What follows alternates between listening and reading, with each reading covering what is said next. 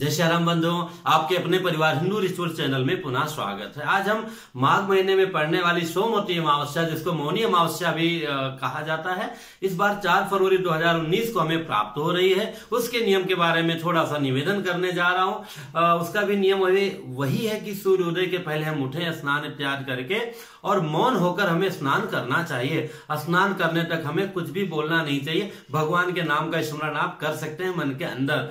स्नान करने के पश्चात में पुनः जो है सूर्य भगवान को जल इत्यादि देकर के जो माताएं बहनें हैं वो इस दिन वासुदेव भगवान का जो पीपल के स्वरूप को माना जाता है वहां जाकर के 108 परिक्रमा करती हैं, पूजा करती हैं। पूजा की विधि यही है कि घर से स्नान इत्यादि करके और पीला अथवा गुलाबी अथवा लाल वस्त्र पहन करके और पूजा की थाली लेकर के वहां पहुंचती हैं, आसन बिछाती हैं, पहले जल से शुद्धि कर देती हैं, आसन बिछाती हैं पूरब की तरफ मुख करके पीपल के वृक्ष की तरफ में, अथवा नहीं जगह है तो पश्चिम मुख भी बैठ जाती है मजबूरी में, तो वहां बैठ करके और उनको वृक्ष स्वरूप जो है भगवान वासुदेव का मान करके और वहीं पर अपने जिनके घर में भगवान ने दिया, सोने के भगवान है अथवा पीतल के हैं, अष्टधातु के हैं, तांबे के हैं, वो नारायण को लेकर के जाती हैं। और नहीं तो सुपारी में गौरी जी हैं अथवा गणेश जी हैं तो वहां पे 3 स्थान बनाती हैं। पहला हो गया गणेश जी का, दूसरा हो गया गौरी मैया का, तीसरा जो है नारायण का, वासुदेव का। उसके बगल में सोमा धुबैन के नाम से भी कई महीने पूजा करती हूँ, करना चाहिए। और क्योंकि इस व्रत की अधिष्ठात्री माता वही मानी जाती हैं, तो इन सब का हम गंग गणपतये नमः, अगर मूर्ति है तो कोई बात नहीं, गंग गणपतये नमः, गंग गणपतिम आवाहयामि स्थापयामि, गौरी नमः, गौरी जी के ऊपर गौरीम, अगर आपकी गौरी है तो हाँ ये बोलने की आवश्यकता नहीं है, गौरीम आवाहयामि स्थापयामि। और नारायणाय नमः, अगर भगवान की मूर्ति भी नहीं तो वासुदेवाय नमः, वासुदेवम आवाहयामि स्थापयामि। और जो चौथी सुपारी है सोमा धुबैन के नाम पर, और जो हम सोमाय नमः, सोमाम आवाहयामि स्थापयामि।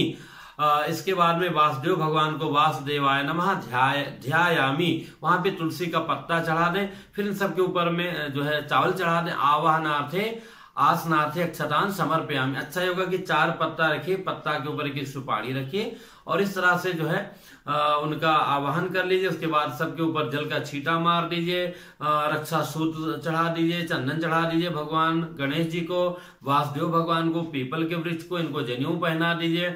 अगर भगवान ने दिया है तो पीली धोती वगैरह से जो है पीपल के पेड़ को भी लपेट सकती हैं। फिर सबको चंदन लगाइए, गौरी मैया, सोमा धुबैन और इनको जो है गणेश जी को सिंदूर लगाइए, उनके शेष उंगली का अपने माथे लगा करके हाथ पोंछ लीजिए। इसके बाद में फूल चढ़ाइए, पीले फूल का महत्व है, गणेश जी को लाल अड़वल का फूल चढ़ाइए। और वासुदेव भगवान जो पीपल स्वरूप है उनको भी फूल चढ़ाइए, माला इत्यादि पहना सकते हैं तो बहुत अच्छी बात है। उसके बाद धूप कीजिए, दीप कीजिए, भोग लगाइए। भोग लगाने के पश्चात में जो है फल इत्यादि अर्पण कीजिए। और जो सौभाग्यवती हमारी माताएं बहनें हैं वो अपनी सौभाग्य की कामना से साड़ी और श्रृंगारित सामान इत्यादि जो है वहां अर्पण करती हैं।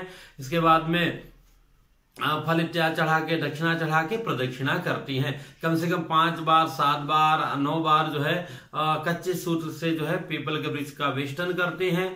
कई माताएं बहनें घूम करके चारों तरफ से भी जल चढ़ा करके उनका पूजा करती हैं।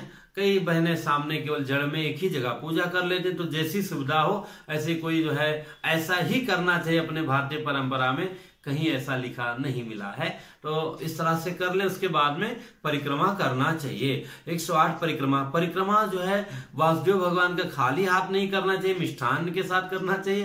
तो कई बहनें कंपट लेकर, कई टॉफी लेकर के भगवान ने जिसको जैसा दिया है सो अपनी श्रद्धा से करती हैं। फल लेकर, फलों का भी, फल की कामना से, फल है, पुंगी फल है अथवा ड्राई फ्रूट वगैरह है, कुछ भी 108 लेकर के ऐसा परिक्रमा करती हैं। परिक्रमा करने के पश्चात आरती करती हैं, प्रणाम करती हैं। गणेश जी, गौरी जी अगर घर के हैं तो और नारायण साथ में लाती हैं, नहीं अगर वहीं पूजा किया, वहीं आवाहन किया है तो वहीं पर जो है गच्छ गच्छ करके कि हे प्रभु जहां से आप लोग आए हैं स्वस्वस्थान उपगच्छन्तु भवन्तः, जहां जहां से आप आए अपने अपने स्थान को जाएं, ऐसा मन में भावना करके सबके ऊपर चावल छोड़ करके प्रणाम करके फिर वहां से आना चाहिए। कई बहनें वहीं कथा सुन लेती है, जो सोमा धुबैन की कथा आती है, पुस्तकें आप लोगों के पास होंगी। हालांकि पिछले वीडियो में मैंने कथा भी सुनाया था पर वीडियो बड़ा लंबा हो जाता है, कथा की पुस्तक आप सबके पास रहती है तो कई बहनें वहीं कथा सुनती हैं। सुनने में कहीं कोई ऐसा दोष नहीं है, पर समाज में ऐसा लोक परंपरा में आया है कि पीपल के वृक्ष के नीचे जो है कथा नहीं सुननी चाहिए, क्योंकि नारायण का स्वरूप है, वहां हमें जप करना चाहिए, भगवान की पूजा करनी चाहिए और पाकड़ के नीचे जो ध्यान करना चाहिए, बरगद के नीचे जो है कथा, वट वृक्ष के नीचे जो है कथा श्रवण करना चाहिए अथवा आगे घर में श्रवण करना चाहिए। तो ये पावन व्रत है, इसका अधिक से अधिक लाभ लीजिए। इससे संबंधित कुछ भी प्रश्न हो नीचे कमेंट्स में लिखिएगा, बताने का मैं पूरा प्रयास करूंगा। व्यक्तिगत बातों के लिए इंस्टाग्राम बहुत खास जो है वो हो ऐसा नहीं। जय जय सिया राम। और फिर मिलेंगे हम आपको एक नई जानकारी के साथ में।